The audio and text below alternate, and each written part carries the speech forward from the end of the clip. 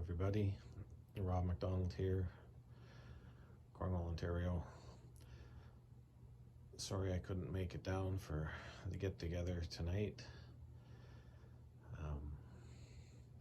Been thinking about it a lot the last few weeks. Lots of good memories of our days with the Canada Company. Quite a different bunch of teammates we had throughout the years, but we always seemed to have one thing in common. We didn't like to lose. Now, it might have been somewhat youthful exuberance, maybe a little bit of cockiness. Definitely wanting to wipe the smirk off of some of the Arnie Parkers and John Hoys of the league that I don't think appreciated the young team that was always getting the upper hand on most occasions. But I think the one thing that we all sort of had in common is none of us wanted to disappoint the first base coach.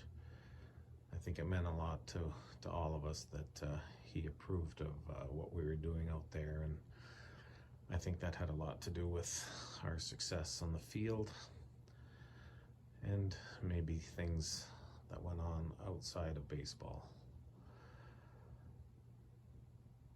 I thought of an old story there from maybe our last year playing. I mean, there's 100 highlights I could talk about, but this one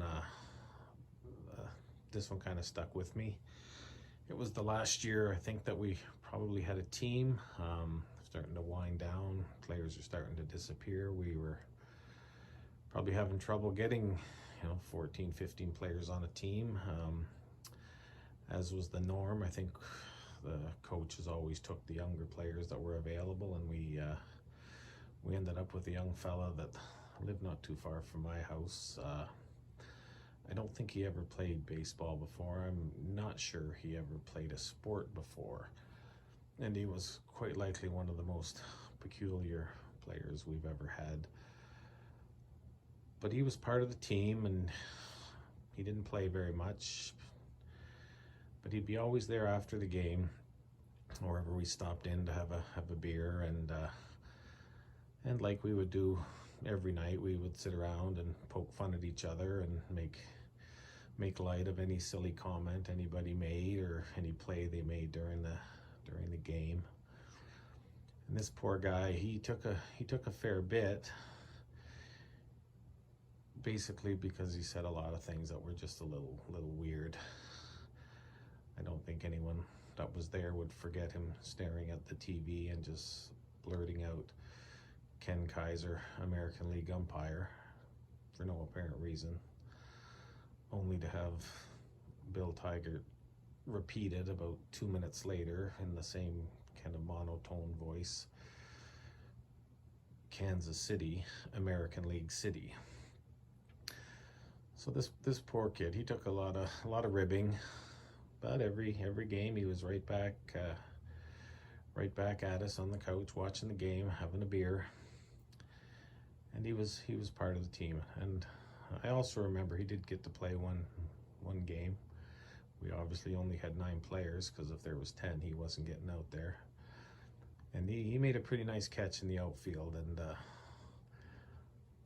remember Bill Tigert taking about 5 steps towards pitcher's mound and kind of pointing at all of us, kind of saying, you see what the guy did out there?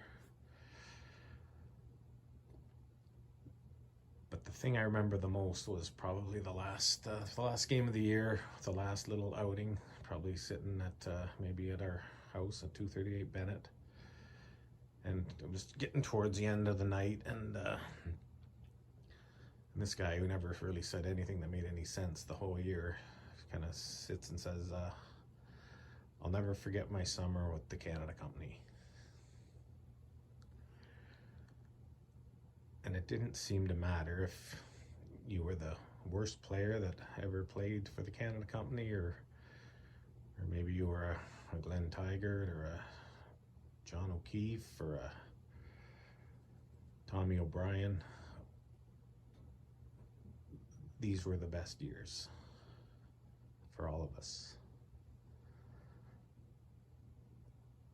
So to Jim, I just want to take this opportunity to say thank you for everything.